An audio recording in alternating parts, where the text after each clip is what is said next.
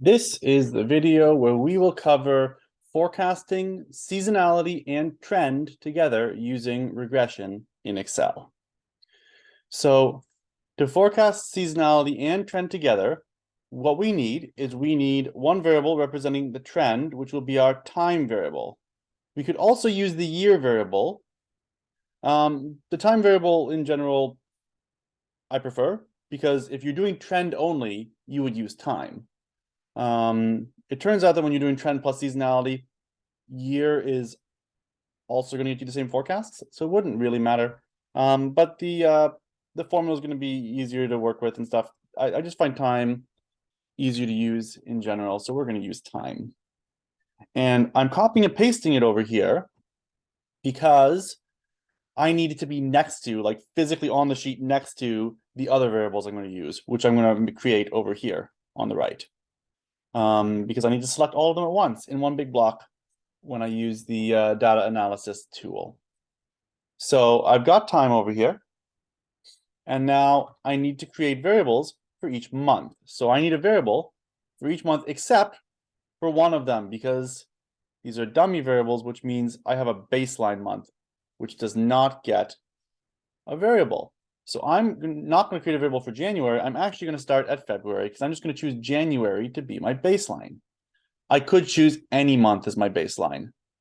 If I chose March as my baseline, then I would just have January, February, April, May, June, right? I would just skip March. But anyway, I'm choosing January as my baseline because that seems reasonable. And I'm just going to make a new column for each month.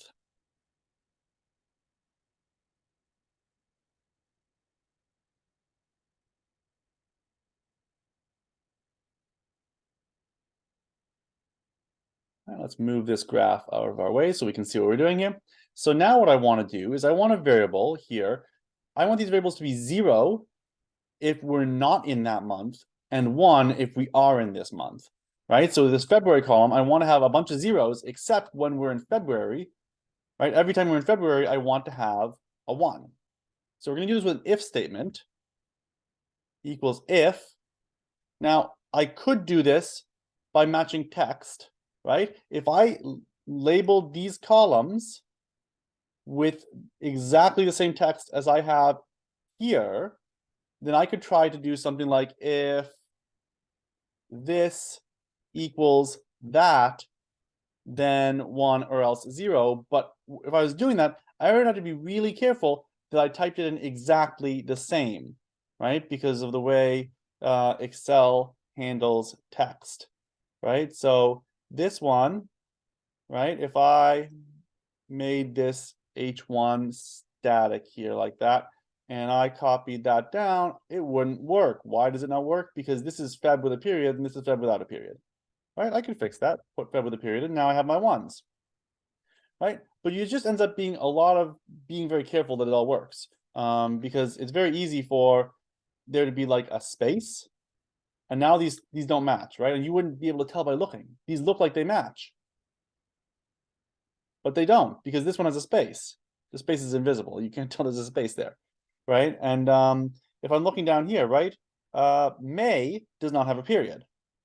July isn't JUL period, it's JULY, right? So you'd have to be really just checking everything, which you can do if you want to check everything and make sure that all the text is exactly the same. And if you did that, then you would just be able to make this part static in the column and this part static in the row, and then you'd be able to copy this whole formula all the way over and down, and if all the text was set up correctly, this would be it. It would all work. Right? Now all my text is not set up correctly, so it's not working for me. So the alternative, which still uses copying and pasting formulas, is still pretty fast. It's still definitely faster than typing in a bunch of zeros and ones by hand, is to just look at the numbers, right? Because numbers are a bit more reliable. So what we're going to do is we're going to write if the month number is equal to 2, then I want a 1, otherwise I want a 0, right? Because I'm in February, the second month.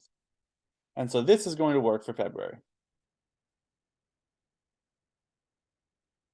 right? So then if I want March to work the same way, well, I can copy and paste this over. If I want to copy and paste this over, though, it's going to start moving the references around, right? Because it's not static. That's annoying. I want it to be static, but I don't want it to be static in the row because I want it to change as we go down. So I'm just going to put a $sign on the D to mean that when I copy and paste it over, it's not going to change column on me. The column is now static, but the row is still allowed to move. And so now I can just easily change one thing about each of these formulas, just the month number. I'm changing this to a 3 for March, 4 for April, 5 for May, 6 for June, 7 for July, 8 for August, 9 for September. Oops, I did the wrong thing. So in 9 for September, 10 for October, 11 for November, 12 for December. Now these should all be good. I should be able to copy and paste these all the way down. And I did that, and it seems to have worked. You want to check, though, right? You want to check that you didn't make a typo anywhere. So I should have a row of zeros, and then I should have a 1 here with the rest zeros, and then the ones should continue on the diagonal, going down and to the right, all the way to the end, and then I should have a row of zeros again. I do, and then more ones down the diagonal again. So this all looks good.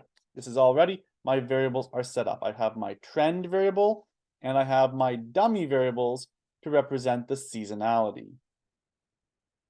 All right, and I have one dummy variable for each season except for one because I need a baseline.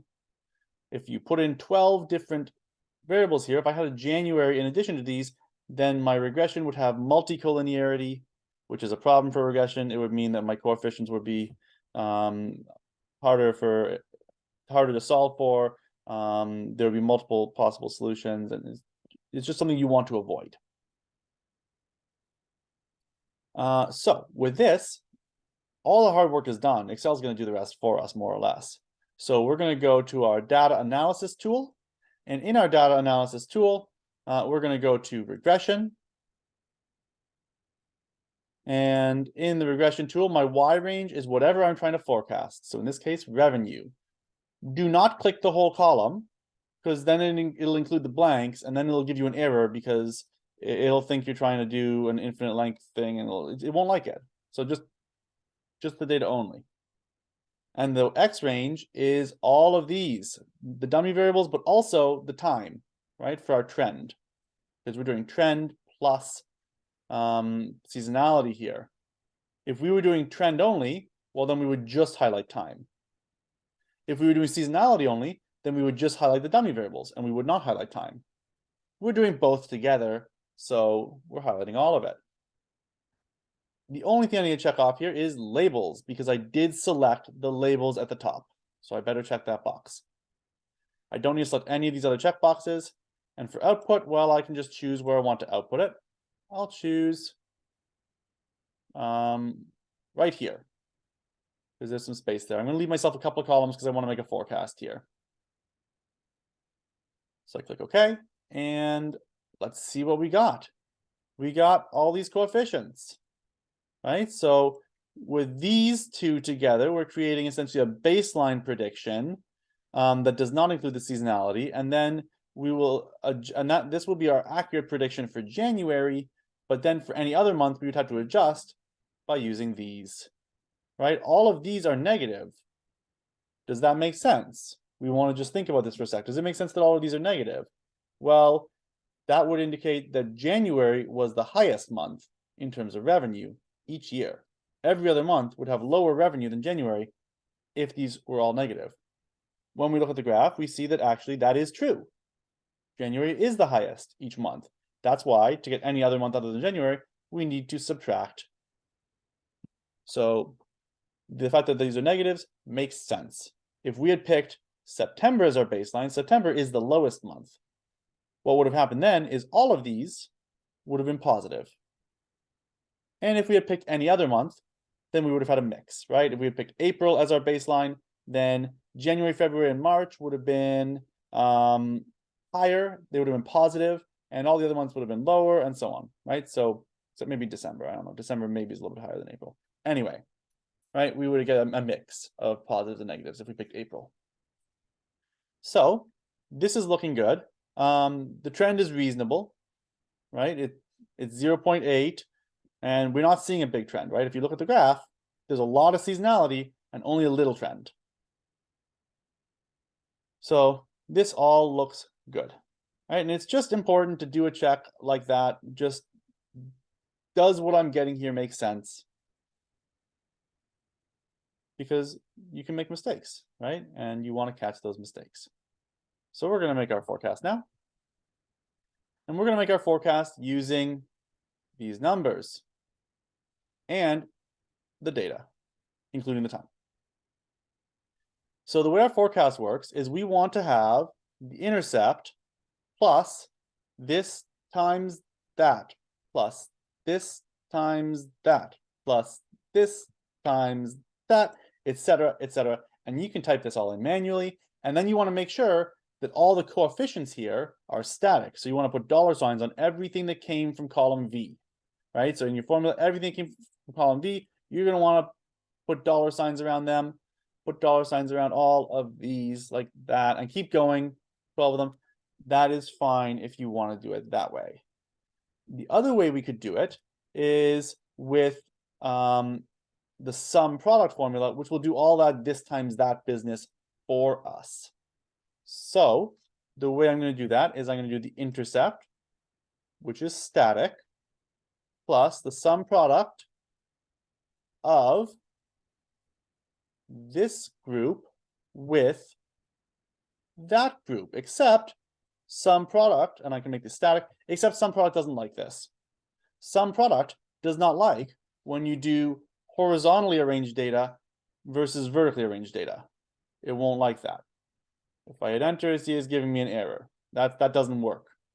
I need them to be arranged the same way. So I need to transpose one of them. I can transpose this one, or I can transpose that one. And it doesn't really matter. I'm going to transpose this one. Now, because I'm working in an older version of Excel, array functions are kind of janky. Just hitting enter is not going to work. In fact, when I was testing this earlier, just hitting enter crashed my Excel completely. So I'm going to hit Control Shift Enter, and then it should work. I'm crossing my fingers that my Excel doesn't crash here. Control Shift Enter. There we go. It's working. This is good, right? And so now this is all set, and we should be able to copy and paste this all down.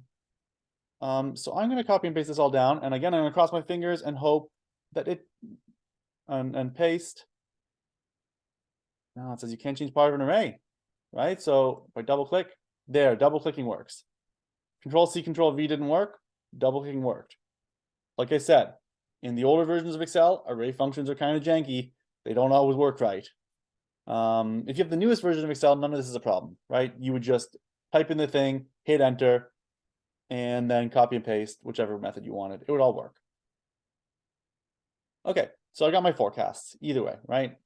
I made it work. And so now the other thing I want to do is I want to just see how do those forecasts actually look compared to my graph. So the way I add that to my graph, if I right click anywhere on the graph and select data, now I'm going to add a series, and I'm going to call the series name forecast, and I'm going to select my numbers here.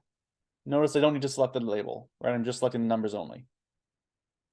And I click OK, and I got my forecast, and it's kind of overlapping too much, so I'm going to format this data series so that I can make it dotted lines, and then it looks a bit better. Right, so there's my forecast, and they're really close to the actual values, right? I have very little error here. So these forecasts are working very well. And so that is forecasting with regression. We're doing a trend plus seasonality forecast with regression. And I'll see you next time in the next video, where I will do seasonality and trend using seasonal indexes.